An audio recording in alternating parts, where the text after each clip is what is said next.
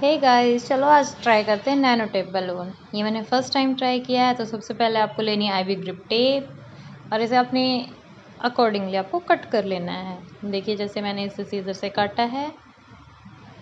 और ऐसे ही आपको एक स्ट्रॉ लेनी है जिसकी हेल्प से आप इसमें हवा भरेंगे।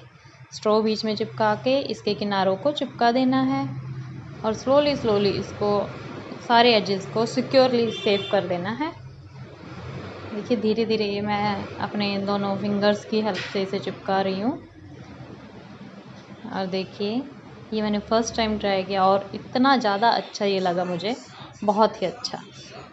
किनारे चिपकाने के बाद आपको क्या करना है, इसके ऊपर जो टेप होती है उसे रिमूव करना है, हल्के से रिमूव करना है।